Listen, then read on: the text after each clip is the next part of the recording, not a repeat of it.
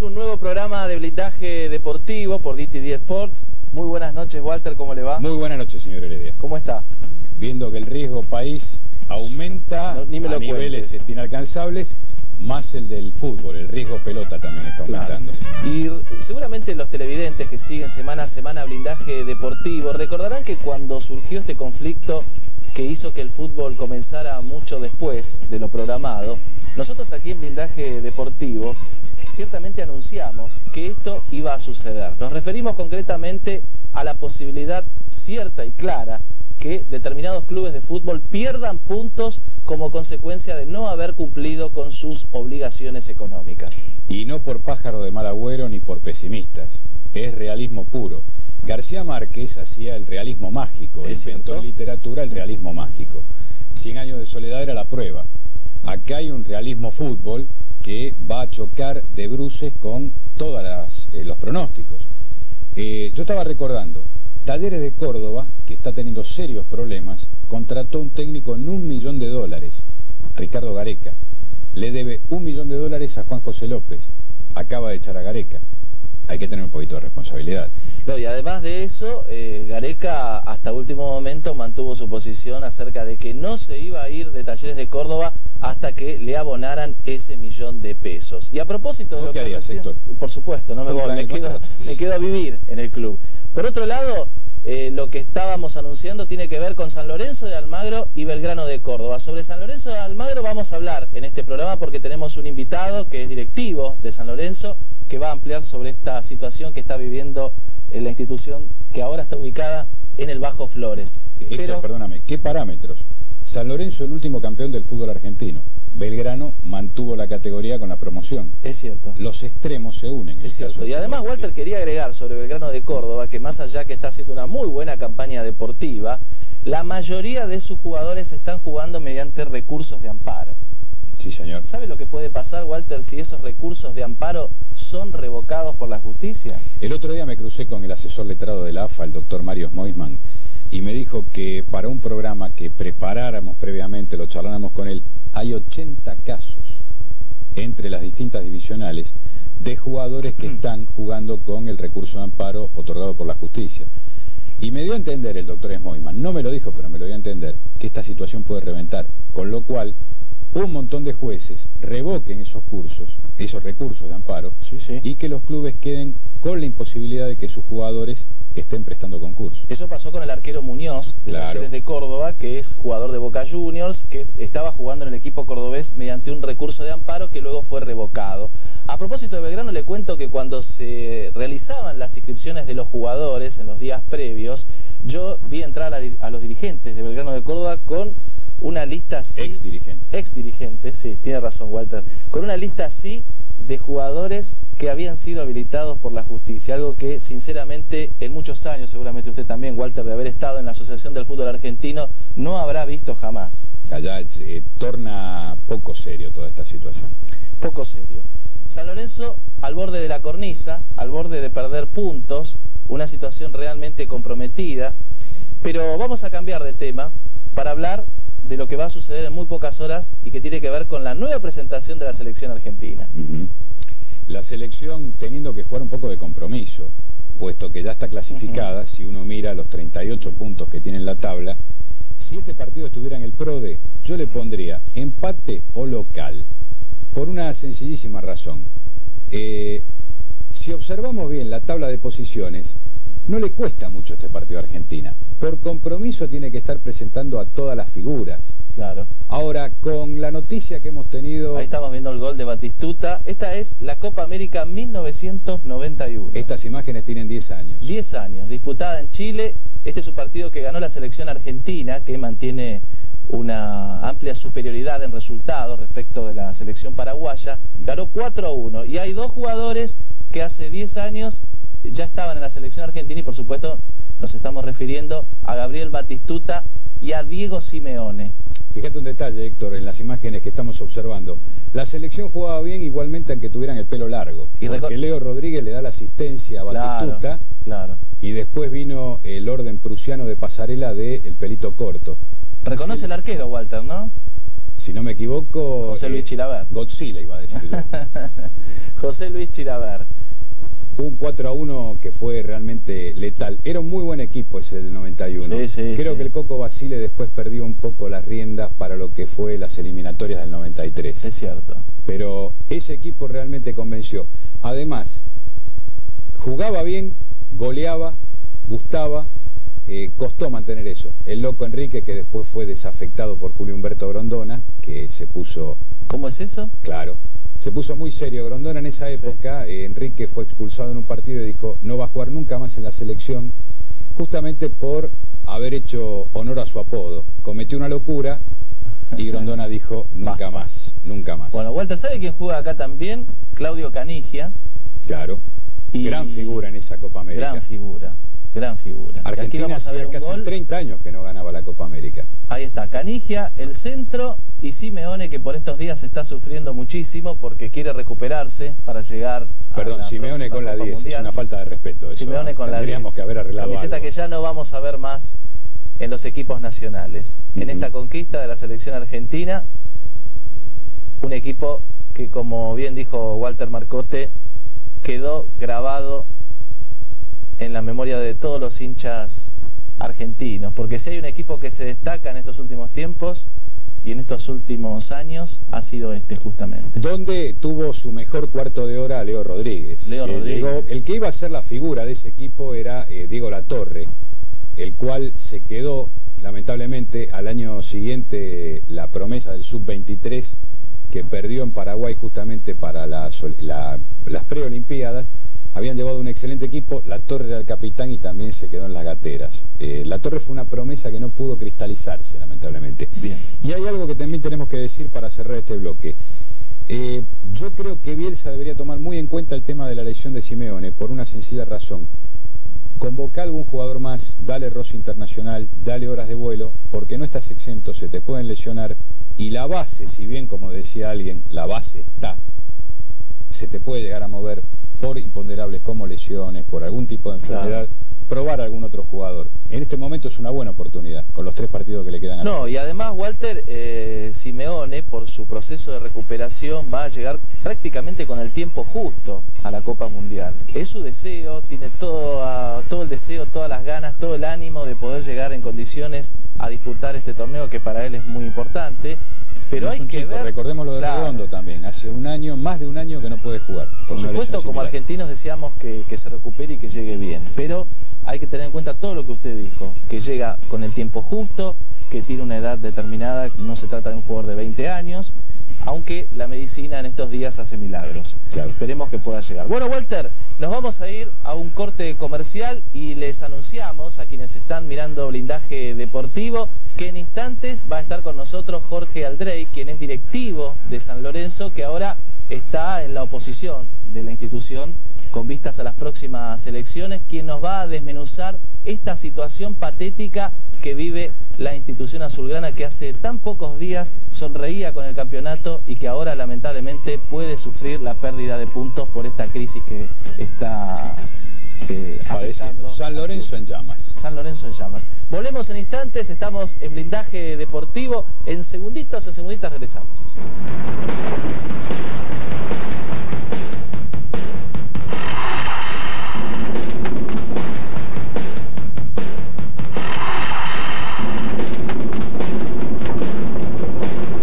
En Blindaje Deportivo y cumplimos con lo prometido, la presencia en nuestros estudios de Jorge Aldrey, quien es directivo de San Lorenzo, que está en la agrupación San Lorenzo para Todos.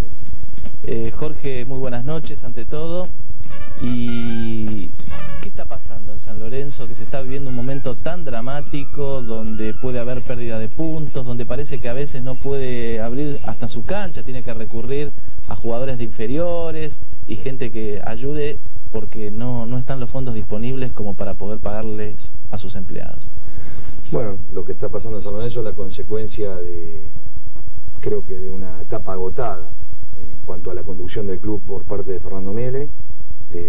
Esto que está pasando hoy, realmente no esperábamos que fuera de tan gravedad y sobre todo teniendo en cuenta que faltan 2 meses para las elecciones, ¿no? Nos parecía que había que pensar en un maquillaje, aunque sea en cuanto a las dificultades más profundas que tiene el club, como ser, por ejemplo, nunca pensamos que los empleados iban a estar pasando por esta situación, porque no estamos hablando de montos que sean imposibles de conseguir, estamos hablando de 200.000 pesos, por un monto así. Los empleados están haciendo huelga desde hace aproximadamente un par de meses. Así que bueno, nosotros esto lo habíamos advertido que había un manejo irregular. Según nuestro punto de vista, el club se ha vaciado en los últimos 3 años sobre todo. Yo, para pintar un poco cuál es la situación así rápidamente, le diría que cuando nosotros ingresamos en el club, allá por diciembre del 98, el pasivo que tenía la institución era de aproximadamente 11 millones de dólares. Y en 3 años, con una administración que pasa pura y exclusivamente por la mano del señor presidente, se ha llevado a estar en una deuda, en un pasivo hoy que rondaría los 35 millones de dólares. O sea, estamos hablando de prácticamente que en 3 años se ha triplicado la deuda, y esto es producto de la competencia del presidente, porque si uno puede decir que hace 15 años que está manejando el club y en ese lapso se ha construido, por ejemplo, el estadio, y eso se le ha adjudicado casi en exclusividad al presidente, bueno, porque siempre mantuvo un manejo personal del club. Entonces, bueno, ahora que está el club prácticamente en llamas, como veía que usted anunciaba, también esto habría que adjudicárselo, o hay que adjudicárselo al presidente, el cual nosotros decimos que es el total responsable de esta situación de San Lorenzo.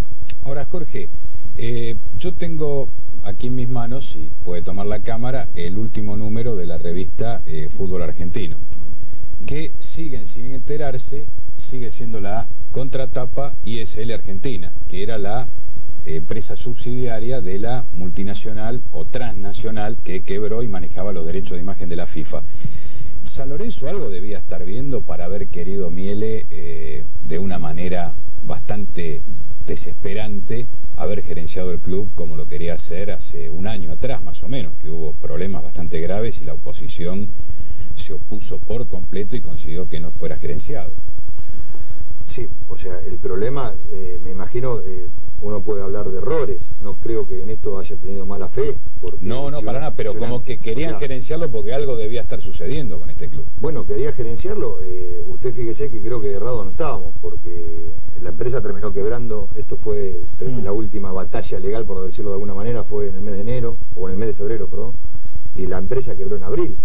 O sea, eso hubiese significado que San Lorenzo hoy estaríamos hablando de un club ya en quiebra directamente, porque los derechos tranquilamente ISL podría haberlos transferido y San Lorenzo se hubiese quedado con el dinero a devolver, porque no significa que ISL le haya adelantado un dinero a San Lorenzo tendría que devolverlo por más que ISL quiebre, porque va a haber una liquidación de la empresa y el club... Ojo que estamos hablando de ISL Europa, claro. Sí. La ISL Argentina es otra cosa, sí, eso se lo iba a aclarar también. ISL Argentina es una empresa muy nuevita, que no tiene ningún tipo de capital de inicio, es una subsidiaria de ISL Internacional y un poco era una empresa cáscara, digamos, sin hablar mal de ISL Argentina, pero hasta hoy era una empresa cáscara, o sea, una empresa que tiene menos de un año de antigüedad y ha sido fundada con un capital de inicio de $12.000, así que estamos hablando de una empresa que no tiene ningún antecedente como para conducir los destinos ni de la AFA ni de San Lorenzo. San Lorenzo había hecho contrato con ISL Internacional y yo decía que si San Lorenzo hubiese recibido el dinero, que ahora es la excusa un poco del oficialismo diciendo que no ingresó ese dinero, y la empresa hubiese quebrado como pasó, San Lorenzo hoy tendría la difícil situación de devolver el dinero para la liquidación de la empresa ISL Internacional y a su vez cumplir con los contratos que había cedido. Claro. O sea que estaríamos virtualmente en forma, digo, imposible de cumplir ni con los proveedores, o sea, tendríamos la misma situación económica agravado con que en los próximos años no podríamos recibir absolutamente nada de televisión y de todos los derechos que va a ser de San Lorenzo. O sea que creo que en esto la desesperación de este gobierno, la incapacidad como para manejar el club, lo llevó a atarse a cualquier salvavidas, ¿no? En este caso hubiese sido un salvavidas de plomo, creo. Aldrey, usted es directivo de San Lorenzo, ¿siempre estuvo en la vereda enfrente de Miele o estuvo de su lado también en alguna etapa? No, nosotros, yo en lo particular, esto no es hablar, defenderme del desprestigio que hoy tienen los políticos. Yo nunca hice política en mi vida, ni política nacional ni política del club. Nosotros somos, en su gran mayoría, el grupo al que pertenezco, somos socios comunes, que siempre nos sentimos ligados por la pasión a San Lorenzo. Y bueno, un poco cansados con la forma unipersonal en que se manejaba el club y algunas cosas que no veíamos transparentes. En el año 98 decidimos hacer una lista. Como muchas otras veces se habían hecho listas en estos 15 años, pero siempre se terminaba arreglando con el oficialismo. Nosotros quisimos ir a competir con el oficialismo, sabiendo que no íbamos a poder ganar. Introducimos una minoría dentro de comisión directiva y empezamos a estar a disposición del club y a un poco a pedir y a controlar las operaciones que se hacían dentro del club, y a medida que fuimos interiorizándonos de cómo se manejaba la cosa, vimos que era mucho más grave de lo que nosotros pensábamos en un principio. San Lorenzo tiene 3 demandas penales, el presidente, hechos por la oposición. Sí, hemos hecho, o estamos involucrados en 3 denuncias que hay hechas contra la administración del club, contra Fernando Miele. La primera la hemos hecho nosotros, somos denunciantes, yo y Alberto Barilari. Es por las irregularidades en 3 pases de jugadores, Galdarcio Barrios, Grisales y Artero López. En el último es una venta, no una compra. En los otros, los 2 primeros es compra. Todos extranjeros, ¿no? Todos extranjeros, sí. Y es una particularidad que San Lorenzo siempre importa jugadores muchas veces. Sí, sobre todo de Colombia. Y bueno, y también hay una denuncia sobre una caja de ahorro que manejaba fondos de San Lorenzo en forma paralela, donde están involucrados 5 directivos actuales del club. Quiero a su vez mencionar que esto debe ser un caso único en la historia del fútbol, que nosotros hemos denunciado como directivos de San Lorenzo a pares nuestros de comisión directiva, viendo que no nos daban ningún tipo de respuestas a nuestras requisitorias. No tuvimos otra alternativa que encaminarnos hacia la justicia, ¿no? Como para que develara a ver si hay irregularidades o no. Una caja de ahorro que manejaba fondos de San Lorenzo. Sí. A nombre de dirigentes. De 5 directivos, sí. Donde por ejemplo, se depositaron dineros como lo del Lusenhoff, como la venta del Lusenhoff, o el de Balbazo, o el de Alberto Acosta. Según ellos, después de esa caja de ahorro iba a las cuentas de San Lorenzo. Nosotros no tenemos ningún comprobante como para... y lo hemos pedido dentro del club, ¿no? Porque antes de ir a la justicia nosotros agotamos las instancias dentro del club. Bueno, nos cansamos de que nos tomaran el pelo y recurrimos a la justicia porque pensamos que hay que defender el patrimonio de San Lorenzo. No hay ningún tipo de negociación para eso, ¿no? ¿Y una tercera demanda por qué sería? No, la segunda es por el problema de una compra de un equipo de seguridad allá por el primer semestre del 99, donde se compró un sistema de seguridad a la empresa Inmark. La misma consultora que hizo la auditoría sobre el estado de situación del fútbol argentino. Exacto.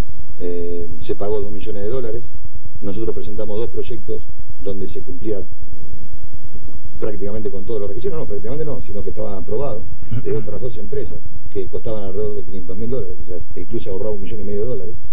Que salía 4 veces más. Sí, 4 veces más. Y producto de esto, no solamente que no fueron aceptados estos presupuestos, sino que se hizo un tribunal de ética para tratar de expulsarnos del club, por una cuestión de que nosotros, al pedir documentación de ese proyecto que había presentado San Lorenzo, que costaba $2 millones, y ellos, o sea, el oficialismo nos retaseaba esa información, tuvimos que ir al Comité de Seguridad a pedir una copia, cosa que fue efectivamente realizada por el Comité de Seguridad, y viendo esta situación se nos quiso expulsar del club por haber, según ellos, causado un perjuicio al club. No sé cuál sería el perjuicio. Seguramente para ellos el perjuicio era que algún vuelto iba a quedar en el camino, ¿no? ¿Sufrieron alguna vez patoterismo dentro del club?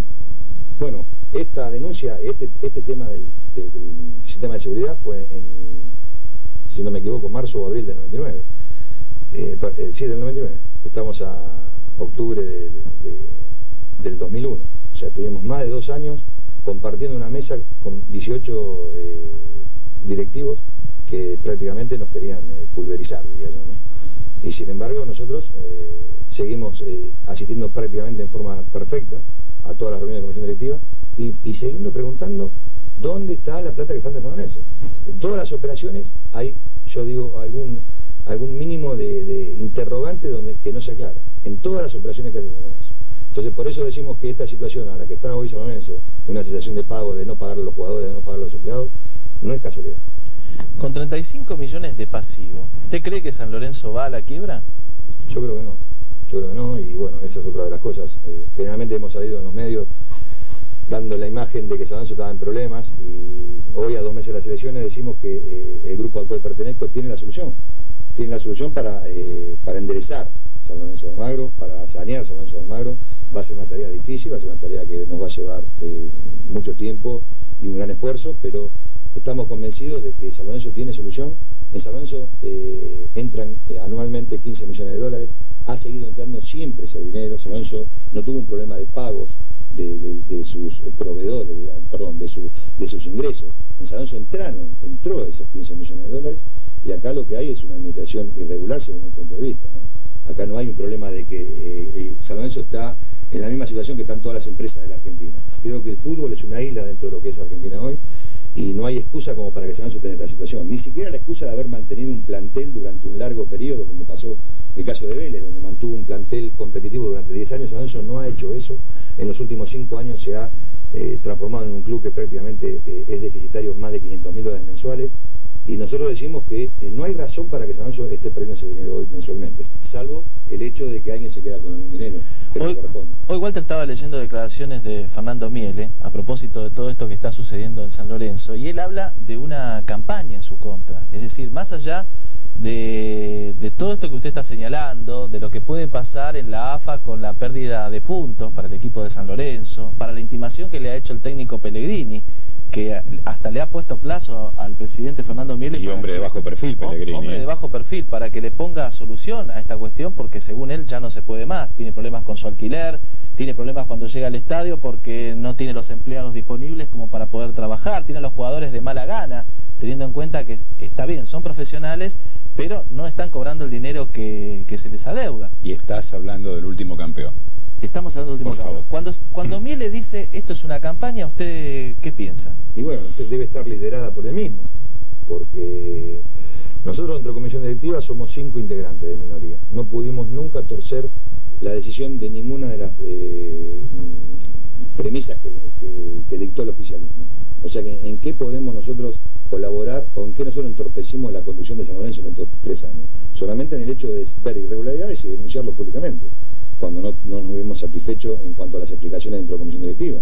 Pero acá hay una campaña, ¿a qué se refiere? Yo no veo a nadie que esté en contra de Miele. O sea, la AFA le ha otorgado todo dentro de las posibilidades de lo que le ha dictaminado a los demás clubes, ha tratado de colaborar. San Lorenzo tuvo posibilidades de salir campeón en el último campeonato, porque hasta el mes de mayo se hizo cargo de la deuda con los jugadores. La AFA, San Lorenzo no puso un centavo para que el plantel campeón tuviera los últimos 2 meses relativamente tranquilidad como para obtener el logro deportivo. O sea, acá hay una campaña, yo digo, una campaña que la está encabezando él, para destruir San Lorenzo, para vaciar San Lorenzo. Yo no tengo ninguna duda de eso. Sino que diga nombre y apellido a ver de quiénes son los que están haciendo campaña. Pero no se entiende la estrategia. ¿Qué campaña destruir a San Lorenzo? Uno no puede pensar que un presidente con tantos años en ejercicio y haber obtenido un campeonato tan cercano pueda perder elecciones. Bueno, por eso digo que... ¿Por qué en tan poco tiempo tiene esta estrategia? Bueno, porque esto, nosotros dijimos, en la obtención del título hay una pura y exclusiva responsabilidad de los jugadores y el cuerpo técnico. No hay ningún tipo de mérito de la dirigencia de San Lorenzo. Ustedes recuerdan que yo me acuerdo del partido contra Almagro, los jugadores no concentraron porque ya había problemas de pago en ese momento, creo que estábamos hablando de la 10ª fecha. Acá hubo una suerte de auxilio o de situación general en el fútbol que aprovechó San Lorenzo, bienvenido, para que la AFA pusiera una salvavidas a la situación de los planteles, y por eso fue que el plantel de San Lorenzo siguió entrenando y concentrando normalmente y poder obtener el título.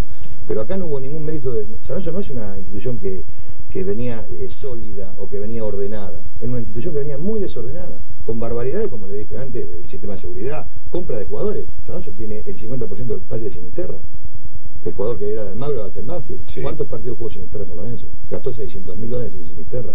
Gastaron 900.000 dólares en Grisales. Jugó casi medio campeonato y ahora está jugando a préstamo en Nacional de Medellín otra vez.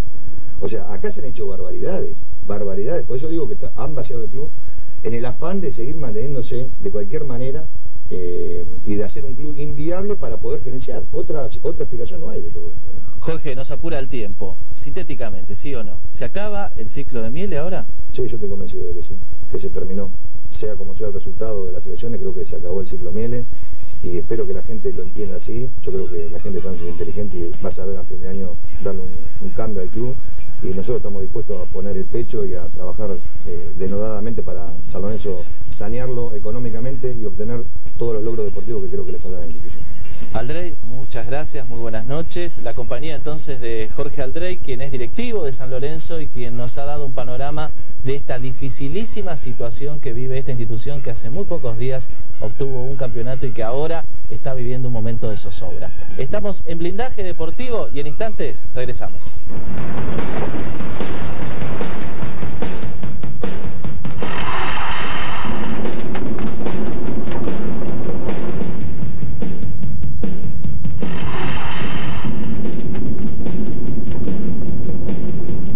Seguimos en Blindaje Deportivo y hoy tenemos la visita de los árbitros, es decir, el sindicato que nuclea a los árbitros de fútbol. Hay dos en realidad, uno es el sindicato argentino de árbitros de la República Argentina que lidera Guillermo Marconi y el otro es la Asociación Argentina de Árbitros que ahora lidera Horacio Elizondo y hoy estamos con dos miembros de esta nueva comisión directiva que se ha conformado en la Asociación Argentina de Árbitros. Alejandro Toya, aquí enfrente mío, que es el secretario de Cultura, y Carlos Maglio, que es el secretario de Prensa.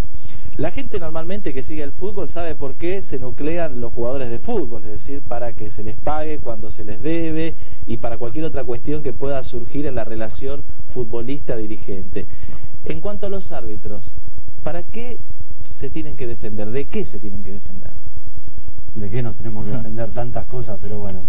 En principio la asociación no solamente se formó hace 50 años para defenderse o para tener una mejor relación con nuestra patronal, que es la Asociación del Fútbol Argentino. Aparte provee la ropa para los afiliados, con contrato con empresa deportiva, se le da una fuente de trabajo, que son las ligas fuera de AFA, que cuando no te designa AFA podés jugar campeonatos que consigue la Asociación Argentina de Árbitros. Y aparte es una asociación gremial, ¿no? Que con todo lo que eso conlleva. Ustedes hace muy poco tiempo tuvieron elecciones y llamaba la atención que había un padrón de 372 votantes. Sí, correcto. Y hubo 3 listas. O sea, ¿no suena como a demasiado? Por ahí para afuera es como que bueno, es un poco risueño, ¿no? Que ante una cierta cantidad de gente haya 3 listas. Para nosotros es bueno, en cierta forma, porque encontramos una gran cantidad de gente que quiere participar. Pero bueno, en un principio no iba a ser de esa manera. O sea, iba a haber una lista, una única lista, que no era una lista unidad, pero bueno, era una única lista. ¿Era una continuidad del oficialismo, Carlos? Era un mix, digamos. Se trató de llegar a un acuerdo con la gente de las otras 2 listas, no se pudo lograr. Y bueno, se decidió cada uno participar por su lado. La existencia de 3 listas habla a las claras de que hay diferencias entre distintos sectores dentro del arbitraje. ¿En qué no coinciden? ¿En qué no coincidimos? Bueno, nosotros, o sea, el líder natural que tenemos en nuestra lista, como vos dijiste antes, es Horacio Elizondo.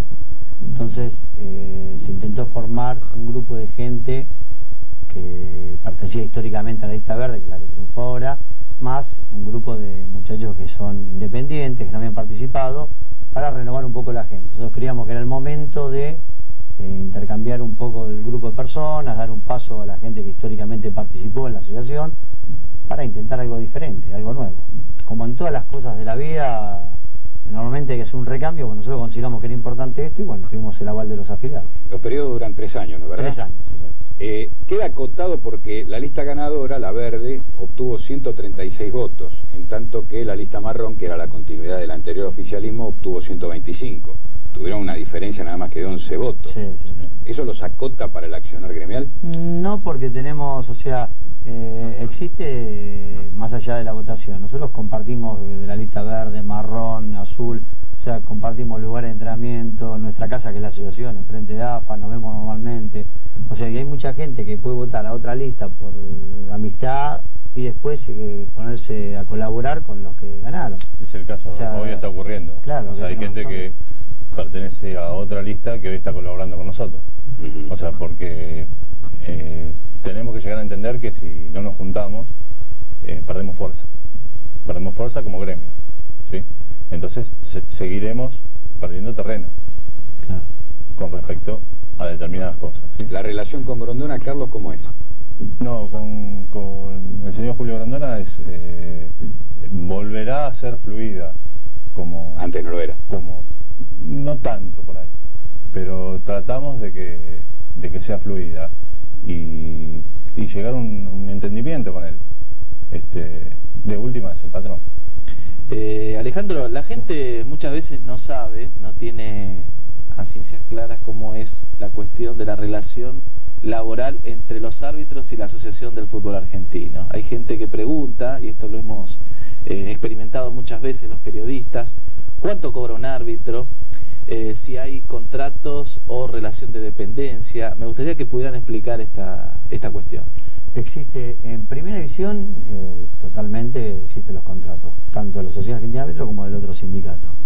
Es un contrato que son de un periodo de 30 meses, en el cual la condición que tiene que cumplir el árbitro, o sea, con la patronal y con AFA, son los días de entrenamiento, las pruebas físicas, el cumplimiento obviamente de asistir a AFA. Bueno, lo que para nosotros es nuestro primer patrimonio, que es la ética, ¿no? Obviamente. Claro. Después en Nacional B existe la gran mayoría también de árbitros contratados. Puede existir algún caso, 1 o 2 muchachos que no tengan contrato, y en la B también, después de la C hacia abajo, son árbitros que tienen relación de dependencia con AFA. Cuando vos ascendés de la C a la B, ¿dejás de tener la relación de dependencia? La AFA, en este último periodo de la conducción anterior, no, excepto 2 o 3 casos, no se propuso contratos porque no estaba de acuerdo la conducción anterior. Creo que va a volver con el tema este del contrato. Propone, en base a los informes de la escuela y del colegio de árbitros, el gerente de AFA cita a un grupo de árbitros y le propone, le paga el 75% de la indemnización de lo que te corresponde hasta ese momento, y ahí comienza un contrato de 30 meses. ¿Cuánto gana un árbitro de primera división? Internacional, 1.160 pesos por partido. Con un mínimo de 3 partidos al mes. Cuando hay campeonato. Competencia, sí, ¿Y señor. un asistente internacional? 580. ¿Los que no son internacionales? Sí, el asistente, 100 pesos. ¿Y el árbitro? El árbitro, 330. ¿En la B Nacional? También, porque es la misma categoría. La diferencia sería el que tiene contrato, que ahí cobra 580 pesos. Pero el árbitro con relación de dependencia cobra lo mismo. En Nacional B y en la primera. ¿En la primera B qué pasa? En la primera B, el contratado cobra 464 por partido, y el árbitro que no tiene contrato, que tiene relación de dependencia, 232. Y el asistente cobra alrededor de 70 y pico de pesos. ¿Y en las últimas 2 divisionales, en la C y la D? En la C, parezco caballo, 160 y pico de pesos, y en la D 123. Está claro que el que tiene relación de dependencia cobra antigüedad, vacaciones, aguinaldo, que los contratados no lo cobramos, ¿no? Claro. ¿Siempre el mínimo es de 3 en estas divisionales también? No, No, dos. dos. En el resto de las divisionales de 2. Y por ahí una cosa importante es que, por ejemplo, los árbitros contratados nos hacemos cargos nosotros de los aportes jubilatorios. ¿Sí? Claro, claro. Ustedes tienen que facturar a la Nosotros AFA. facturamos. Claro, la obra social y demás. Obra social y todo, nos hacemos cargo nosotros. Y los árbitros que están en relación de dependencia es como cualquier trabajo normal. Yo les iba a contar, y sabés, Héctor, que nos llegó un correo electrónico que nos envió Antonio Suárez, el jefe de prensa de la Asociación de Clubes de Básquetbol, informando, entre otras situaciones, que acaban de bajarle el 25% de los salarios a los árbitros de básquet. Les dimos una noticia malísima. Es una noticia, esto fue, la Liga de Básquet está intentando bajar a como dé lugar la cantidad de costos que tienen, porque no lo pueden estar sobrellevando. ¿Hay algún tipo de intención en bajarle los sueldos a los árbitros? Porque en los pasillos de la AFA algo se había hablado. No. Nosotros tuvimos una reunión que nos presentamos la construcción nueva con Julio Grondona y la conversación fue una conversación muy amena. Se intentó, como dijo Carlos antes, retomar las conversaciones con AFA y todo lo contrario, hicimos algún cierto reclamo con un campeonato que nosotros es un poco crítico, que es el Nacional B, que es un campeonato muy político, muy politizado, que es donde tenemos una puja, por llamarlo de alguna manera, con los árbitros del interior, ¿no? Entonces, con respecto al tema salarial, no se tocó ningún tema. Por lo menos hasta hoy, ¿no? No, hasta hoy. O sea, a partir de por ahí de que vean esta idea que... No es una idea, es una noticia. No sé si lo van a hacer extensivo a todas las otras disciplinas. Es que habría que ver en qué sistema están los árbitros de básquet. Claro. Ya que estamos en contra de una rebaja. Claro. Pero nosotros, pensá que nosotros tenemos un contrato firmado. Está bien, hoy en día caen los contratos, cae todo, pero nosotros tenemos un contrato vigente firmado. O sea, ni tampoco lo tenemos algo que sea algo pensado. Alejandro, yo te decía antes de entrar en cámara que habían tenido la noticia, era un rumor, una noticia confirmada, que había denuncias contra los árbitros, ya indistintamente, sean de la Asociación Argentina como del SADRA. ¿Hay algo de esto o es todas cosas que son rumores nada más? Mira, vos sabés que por reglamento de AFA no se puede denunciar un árbitro. Correcto.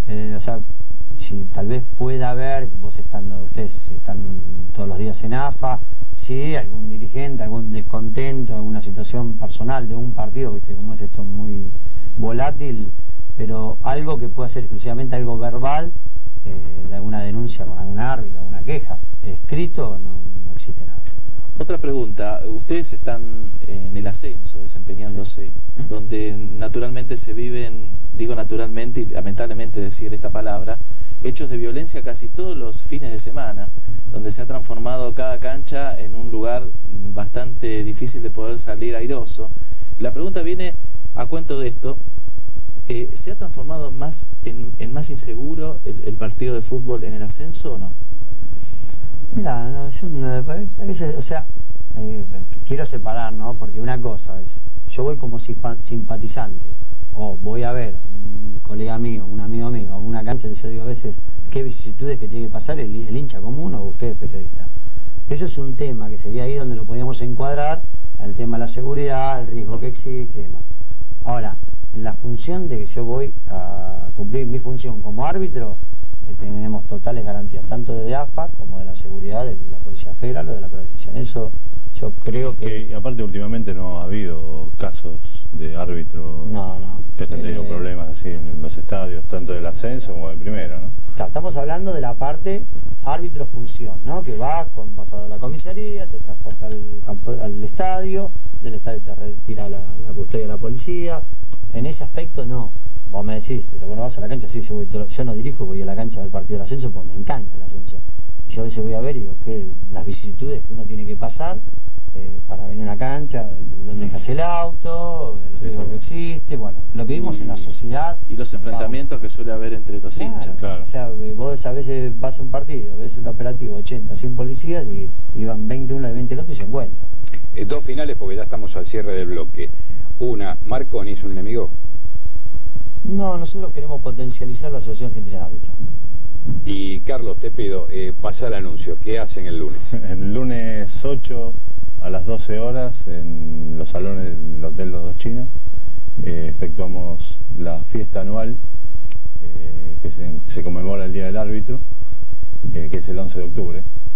Y bueno, ahí vamos a hacer una fiesta para toda la familia arbitral, para la gente del fútbol y desde ya, bueno, trataremos de pasarla lo mejor posible y esperemos que vaya mucha gente, ¿no? Que se extienda hasta horarios como ha ocurrido años anteriores. Por la duda, si alguien tiene que hacer un reclamo, ya los encuentra el lunes. Ya dieron el lugar donde van a estar. Carlos Maglio, Alejandro Toya, muchísimas gracias. Seguramente vamos a invitarlos en otras emisiones de Blindaje Deportivo porque quedaron muchos temas pendientes, sí, por supuesto, que tienen que ver también con la posibilidad de la gente de poder seguir esta profesión. Porque hay mucha gente que todavía tiene ánimo de ser árbitro, entrenadores de fútbol y demás. Así que muchísimas gracias. Bueno, seguimos en Blindaje Deportivo ya con el último bloque de nuestro programa.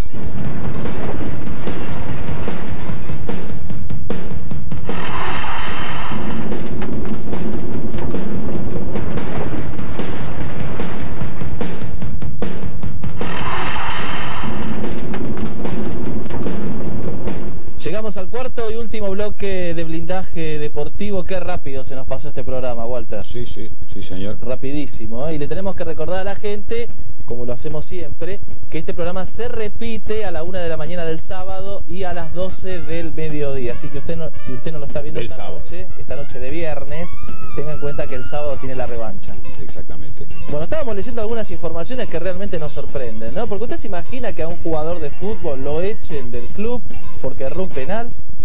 Si corroborás que el penal lo errás a propósito, está para que te rasque. Está, ¿no? Eso lo pasó al brasileño Edmundo, que jugando para el Cruzeiro, erró un penal cuando su equipo perdía 3-0 frente al Vasco da Gama, pero con un pequeño detalle, porque lo hizo a propósito. Y le dijeron, bueno, Edmundo, agarre las valijas, la puerta, su ruta. Exactamente. Chau, chau. Chau, chau. Así es. Adiós, adiós Edmundo. Hay otra información, Héctor, que no la han estado difundiendo demasiado. La Asociación del Fútbol Argentino presentó un recurso de amparo ante la justicia por el tema del IVA, que vamos a dar en sucesivos programas, la baja que se está viendo de venta de entradas.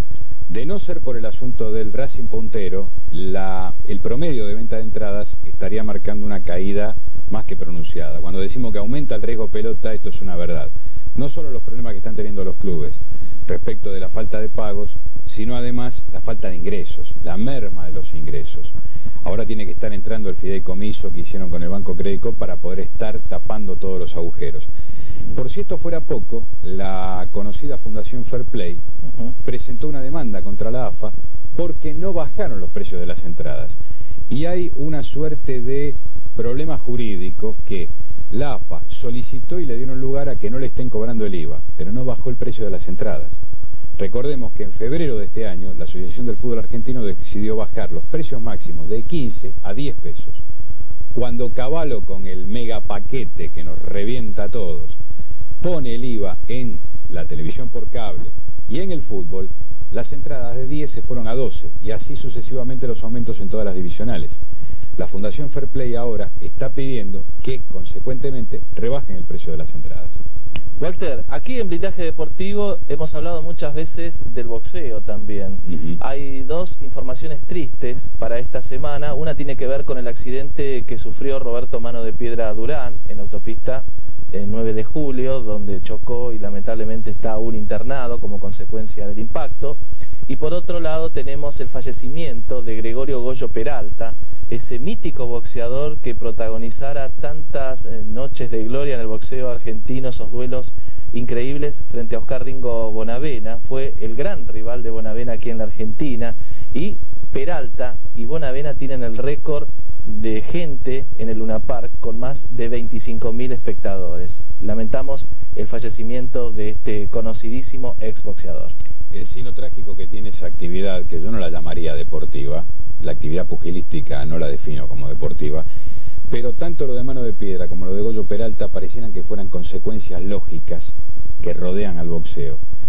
Un boxeador con una vida nocturna, digamos, a veces reprochable, el caso de Mano de Piedra, porque su choque aparentemente estaba alcoholizado.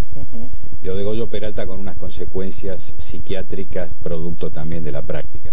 Un día tendríamos que reunirnos con Abel Gamarra, que cuando su abogado consiga sacarlo en libertad, por eso lo tenemos perdido, y este es un saludo para tan querido negro, es que podamos estar hablando del tema justamente de las consecuencias de tantos golpes en una persona. Y lo de Gamarra y su libertad es una broma nada más. Por supuesto. No se vaya a malinterpretar.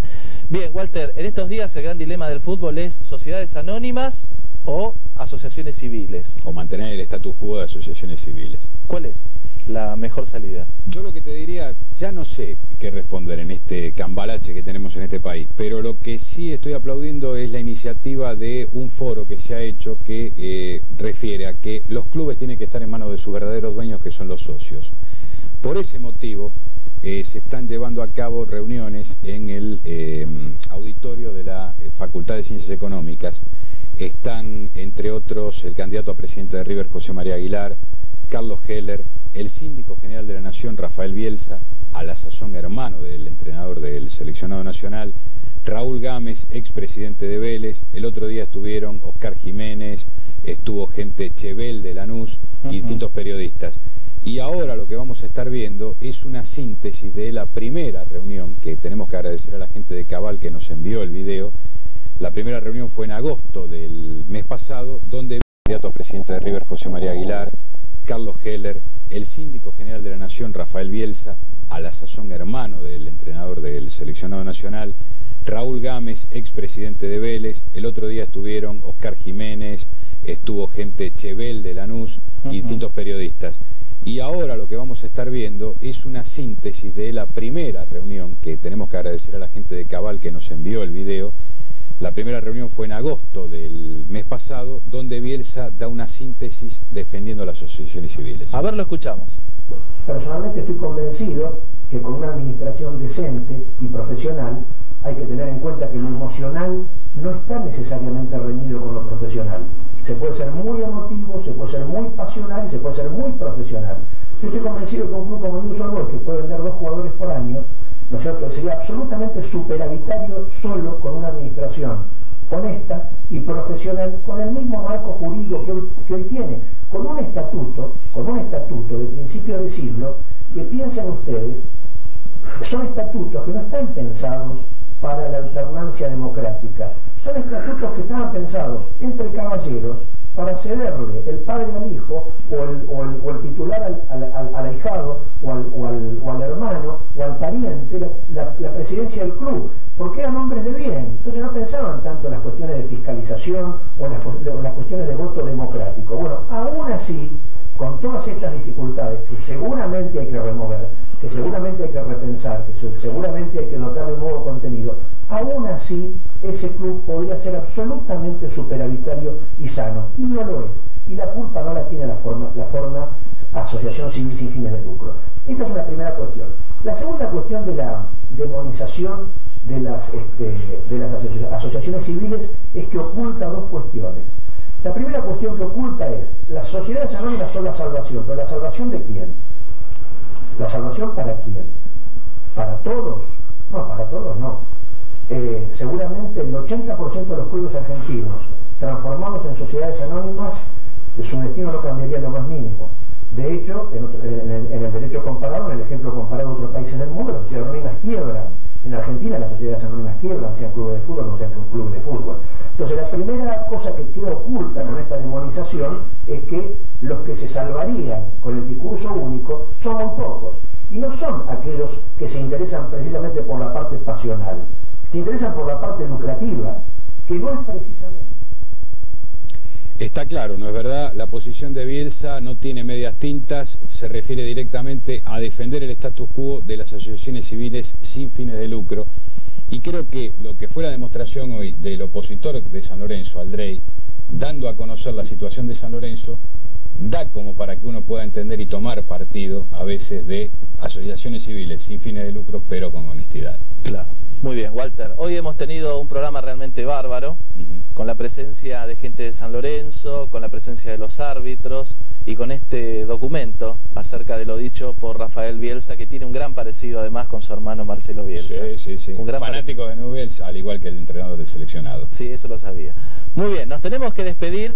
Walter, por supuesto, le decimos a la gente que este programa se repite sábado 1 de la mañana, sábados 12 del mediodía, y que ha sido un gusto que nos hayan acompañado en esta nueva emisión. Igualmente, señor. Walter, un abrazo. Hasta luego, nos despedimos, hasta el próximo viernes.